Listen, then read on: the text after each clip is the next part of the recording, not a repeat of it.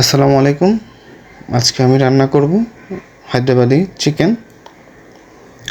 Hyderabadi chicken রান্না করার জন্য আমি একটি কড়াইতে তেল গরম করে তাতে আধা কাপ পরিমাণ পেঁয়াজ কুচি দিয়েছি। এখন এগুলোকে আমি বেরেস্তা করে নেব।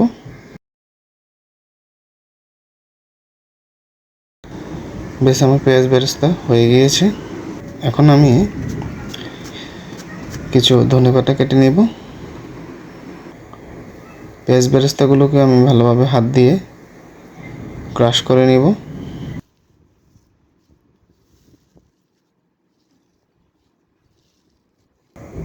পাশে একটি পাত্রে আমি 1 কেজি পরিমাণ মুরগির মাংস নিয়েছি, তাতে দিয়ে দেব ক্রাশ করে রাখা পেঁয়াজ বেরেস্তাগুলো।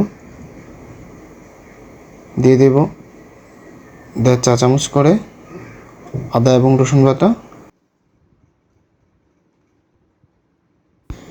এখন অ্যাড করব 1 কাপ পরিমাণ টক দই।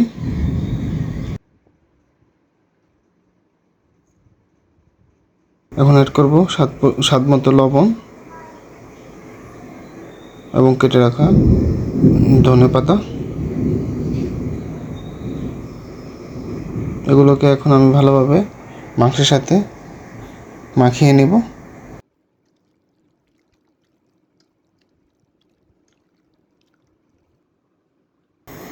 এই পর্যায়ে আমি অ্যাড করব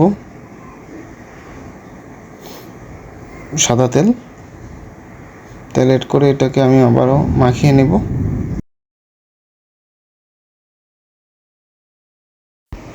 এই পর্যায়ে আমি অ্যাড করব লেবুর রস অ্যাড করে এটাকে আবারও মাখিয়ে নেব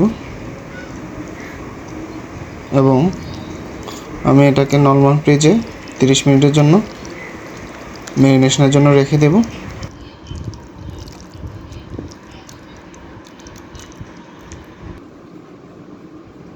ততক্ষণে আমি হায়দ্রাবাদি চিকেনের জন্য একটি সিক্রেট মশলা তৈরি করে নেব। তার জন্য আমি নিয়েছি গোটা ধনে, গোটা জিরে, লাল মরিচ, গোলমরিচ, লবঙ্গ, এলাচ, দারচিনি এবং একটি জয়ত্রী। এখন এগুলোকে আমি একটি চুলায় ভালোভাবে ভেজে নেব এবং একটি সুন্দর অ্যারোমা আসা পর্যন্ত অপেক্ষা করব। খুব সুন্দর একটি অ্যারোমা চলে এসেছে। এখন আমি এগুলোকে একটি গ্রাইন্ডারে নিয়ে নেব।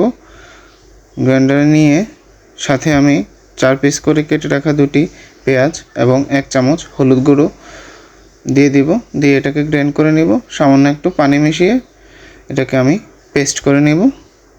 পেস্ট হয়ে গেল আমার হায়দ্রাবাদি চিকেনের মশলার পেস্ট। এখন আমি একটি কড়াইতে তেল গরম করে তাতে মশলার পেস্টটা দিয়ে দিব। এখন আমি এটাকে ভালোভাবে নেড়ে 5 থেকে 6 মিনিটের মতো কষিয়ে নেব।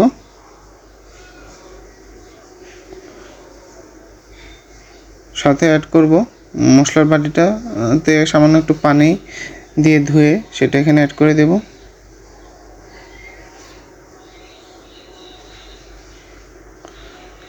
এখন আমি দিয়ে দেব আগে থেকে ম্যারিনেট করে রাখা মাংসগুলো।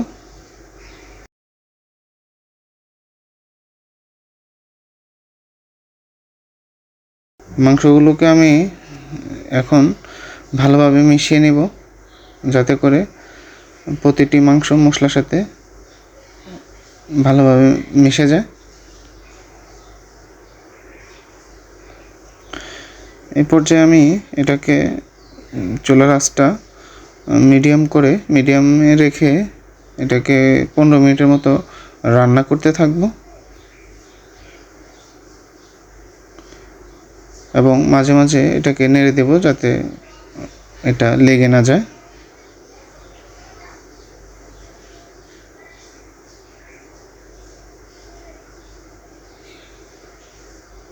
এই পর্যায়ে আমি দিয়ে দেব কাশ্মীরি মরিচের গুঁড়ো, এটা সুন্দর একটি কালার নিয়ে আসবে।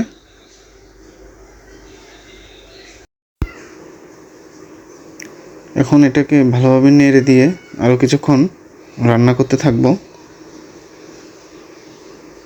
এই পর্যায়ে আমি এটাতে 1 কাপ পরিমাণ পানি অ্যাড করে দেব। পানি অ্যাড করে এটাকে ভালোভাবে নেড়ে দিয়ে আরও 15 মিনিটের মতো আমি এটাকে রান্না করতে থাকবো।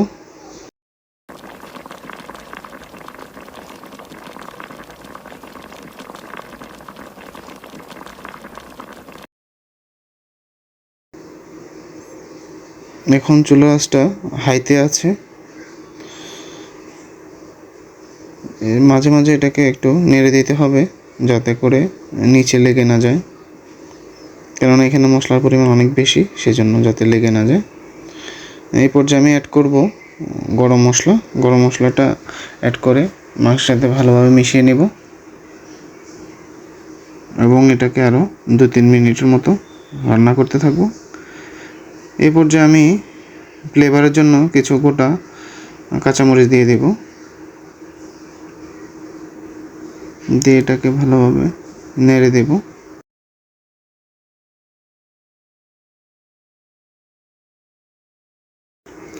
আমার রান্নাটি প্রায় হয়ে এসেছে। এখন আমি কিছু ধনেপাতা কুচি দিয়ে এটাকে ভালোভাবে মিশিয়ে নেব। আমার রান্নাটি প্রায় শেষ। এতে হয়ে গেল হায়দ্রাবাদি চিকেন। দেখতে খুবই সুন্দর হয়েছে এবং গ্রেভিটাও একদম পারফেক্ট হয়েছে।